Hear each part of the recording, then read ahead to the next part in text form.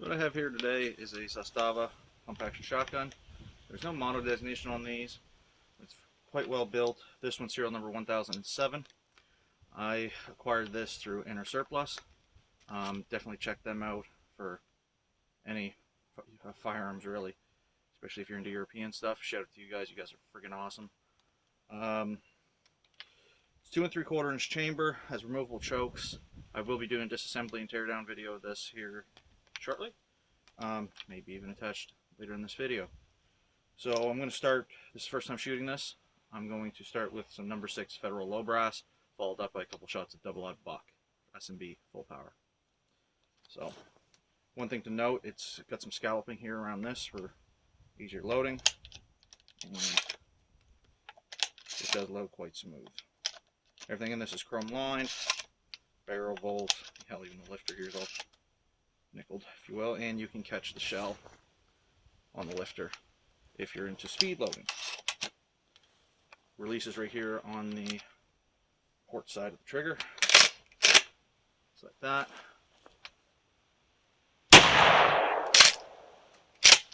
Ejection.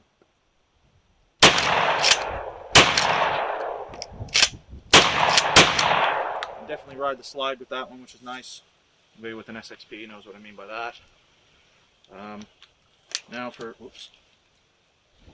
some S&B double-aught, I'm just going to run 3 rounds.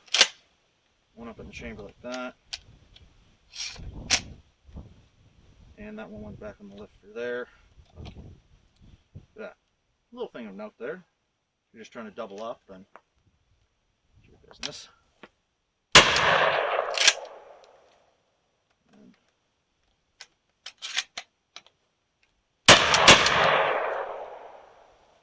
Definitely slick. Definitely like that. Again, this is my first time handling one. Never had one of these in person. I do think it's going to be a keeper, though. It's proven to be quite fun. Also not something you see every day. Now, right now, this is fall of 24. I believe that these are right around the $400 range. I could be mistaken. Yeah, right around $400. So very budget friendly.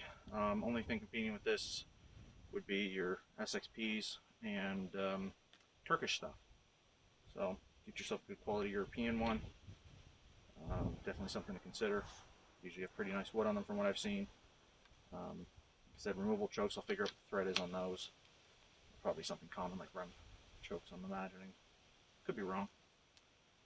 Anywho's.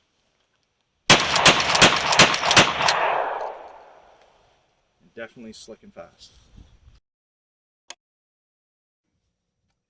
So as you've probably just seen that shooting segment, this is the Zastava pump action shotgun from Inner Surplus. Again, check them out. They're awesome to deal with. Always have new stuff coming in. Can't speak highly enough. So what I'm going to do with this, though, is a quick field strip, and then I'll go the next step into it. Only thing I'm not taking off the buttstock is just a flathead bolt, and don't need to do that here. Start by taking the cap off. Barrel slides out, and then reaching into the loading port on the port side, non-ejection side. You'll feel a little spring-loaded lever. Hit that, and this all comes at the front. And there's your field strip. If you want to go a step further, the magazine tube unthreads, and with that, the plug is captive. And there's these little studs or little fine screws that are laid into the threading. This has to go on before you can put the slide back on, because this only goes one way. You can't slide this in from the other end. So I'm just going to put that back on right now. And then next step. Just a quick caveat on the 4-stock. Just got a little notch cap here. We'll just take a second.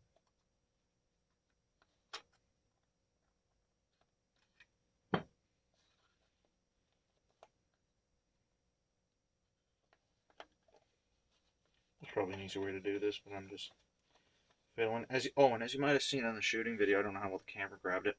There is a black, on this one, there's a black line running the full length here. That's just wood grain. That's not even, that's not a crack, that's not anything, it's just straight wood grain. Oops. Cap comes off, wood comes off,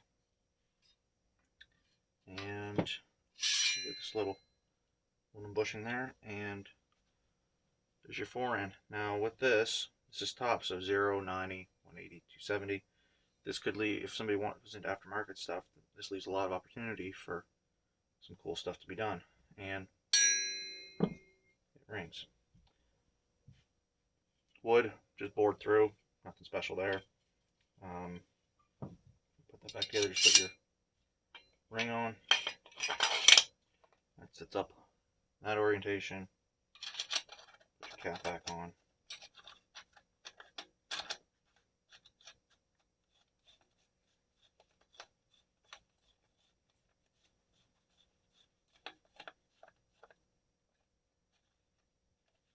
Not like you'll need to do this, I just wanted to show it.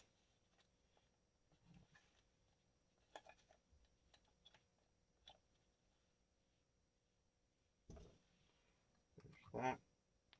It just stops. And now back to disassembly and reassembly. Dimples on this side. You're just gonna knock them out.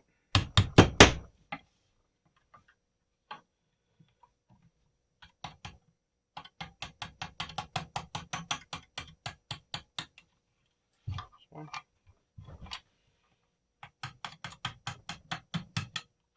There's two. And there's your trigger group. Very simple, very straightforward. Nothing out of the ordinary going on there. Your safety's cross bolt. There's a little fine screw in the back here for servicing it. I'm just assuming there's a plunger with a little spring. You pull that out and safety falls out. To the receiver, it's alloy. The only two things that are going on is that bolt release / shell stop and a shell stop on the other side. That's all that's going on there. And they're held in with 2 pins here and here. Yeah, very straightforward. A lot of meat here too, so if you were ever wanting to scallop this more, that wouldn't be a problem because it's already scalloped a little bit. But there's not a lot. There's quite a bit of meat here. So yeah, reassembly. I found it easier to put the bolt in first because this little piece will interfere when you put it in, and then you got to use that to keep that down and out of your way. So that drops in like so. Nubbin to the front. Put that on there. Put it down to 2.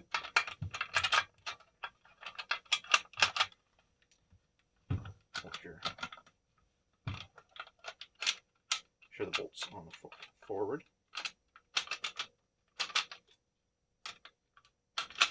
So like that, right to the back. And by having it to the back, that prevents any of this from moving around, any of that from moving around or slopping around. With your trigger group, because this piece here, where your pin goes through, stands quite proud. There's a scallop here on the port side. That in at about a 45, everything clears, it'll look like that in orientation. Then you can just lock it back into place. Because if you try to put it in straight, it's going to catch on everything. It's not great. Now you're going to fight the springs just a little bit, but once she's in place, she's in place. And remember, the dimpled side is to the ejection side. So put these pins back.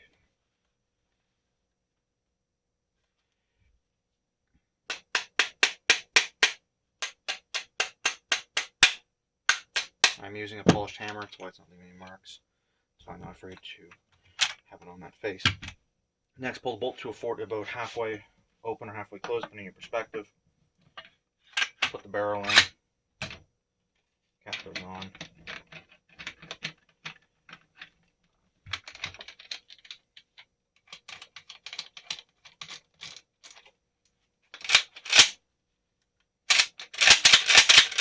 There you have it. Trigger, by the way,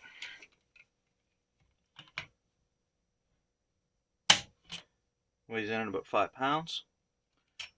As for how that feels, a little bit of take up. This way. A little bit of take up, tiny little squish, break.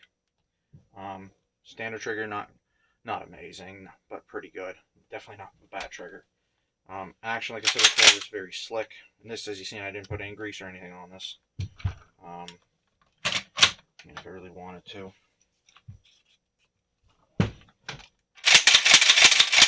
Oh, just a little bit of ballast on you. Just very nice. Yeah. Now, last thing was the chokes. So get this one out a bit.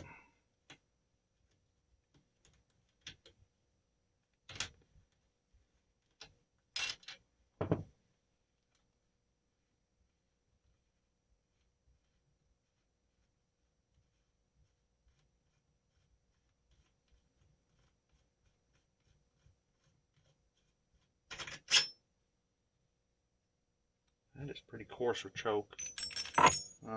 That's a Remington. That's an Vector. And this is a Nelly. It is none of those standard types. Everything else is finer than this. So, I don't know how well the camera's going to pick it up. This is your Remington. There's the Zastava. Closest thing to it would be the Benelli's. And overall length and everything. It's just the threads are. This is very coarse and this is shallow, but it wouldn't be hard to either convert one to the other, or your rifling or your threading, sorry, only starts about there, about an inch in. So you could always, and then you get a lot of meat in there after that. So just right at the face, it's fairly thin where your choke goes, but then it's very thick in there. So there could be some options if you wanted to standardize your chokes. That's up to you, but that's what you're looking at for those. They're not marked or anything. But it all works. Takes just your normal off-the-shelf little wrench here. But yeah. Anyways, if you're looking for one of these, definitely check out Inner Surplus if they have any left. Check them out in general. They're just awesome to deal with. Yeah, hopefully this helps somebody. Thank you for watching.